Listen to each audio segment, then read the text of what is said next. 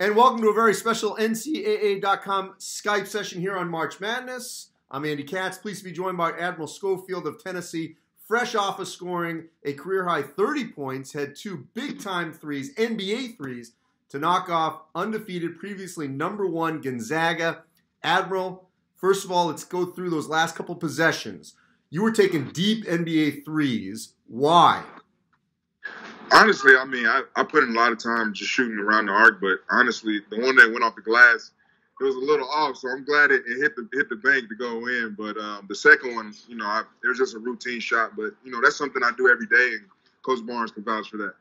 I'm always curious, when you play in an NBA arena like that, and there are two lines, how much are you looking down as to which line, or are you just going to the furthest one?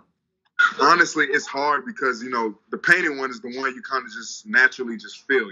As a basketball player, you just feel where you're at on the floor. You kind of just automatically know from just playing for, multiple years. You just really understand where you're at on the floor. So I knew they were deep threes, but, it's routine for me. I honestly work on NBA threes every day.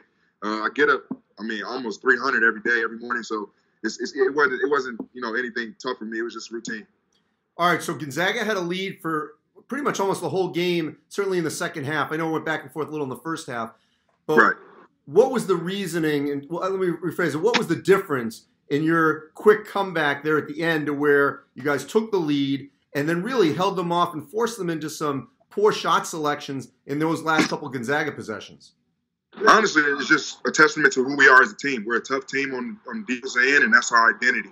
We really hang our hat on the defensive end, and we know how talented we can be on the offensive end, and we're getting better at that. But we really just hung our hat on the defensive end and tried to force them to get tough shots really inside the arc because Norvell was really heating it up towards the end. So we really wanted to force them into tough twos. But, the ball just bounced our way tonight, and it did not their way. But, honestly, it's just a testament to who we are as a team and who our identity is. This was a great game. You guys had another great one against Kansas where you weren't able to close that out in overtime in New York. What was it like to play in such a high-level game here in early December? Well, like I was saying yesterday, I get tired of hearing Coach Barnes asking, what did we learn from, top-ranked teams? I'm tired of it because, we work just as hard, if not harder, and, we're on the stage and have the same opportunity they have to win the game. So to come out and really, handle business like we did is a blessing. But, it's just amazing because God is good. His timing is amazing.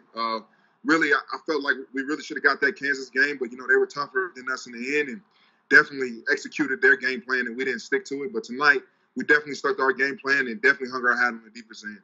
Obviously, I know you have great respect for your opponent. How much did this feel like a game that we might be able to see again in March or early April? Honestly, Gonzaga is an amazing program. Their head coach and the whole coaching staff does a great job, very skilled players, and I can easily see us further down the line, but, it's one step at a time. We still got to progress here. It's only December, so we got to, keep getting better, focusing on us and doing what we do. And honestly, it's just coming in every day and punching the clock, but not just coming in and checking the box. Honestly, trying to get better and pushing hard and pushing each other to the next level. And how have you improved? Well, me, honestly, going through the NBA process, a lot of people come back and say, oh, I want to score, or I want to be a better ball handler so I can do different things. Honestly, I came back and I told Coach Barnes the reason I came back is because I wanted to grow as a man and more importantly as a leader. And the third thing is I wanted to be one of his favorite players that he ever coached. So for me, it's just going out there and even if I'm not playing well, just showing who I am as a person on and off the floor, but really mainly on the floor and being there for my teammates. And lastly, Admiral, when you guys won, you guys all sprinted into the stands to celebrate, whether it was family, friends, certainly Tennessee fans. It clearly showed how important this game was to you, to your teammates, even on a neutral floor in Phoenix here in early December. Why was that? Well, honestly, 2 days ago, I texted my dad and see if he could, fly out to Phoenix.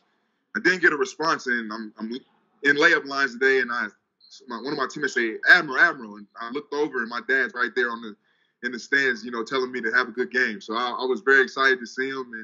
And, after that, big shot and winning that game, him being there, it meant a lot to me. So I had to go and give him a hug and thank him for coming. Well, congratulations on 30 points as Tennessee knocks off the #1 team in the country, the Gonzaga Bulldogs, in Phoenix. And Tennessee certainly will be climbing up the rankings this week. And I know I agree with you. I think there's a good chance we're going to see a matchup like this maybe in April, not just in March. Thanks for joining me, Admiral. Yes, sir. Thank you very much.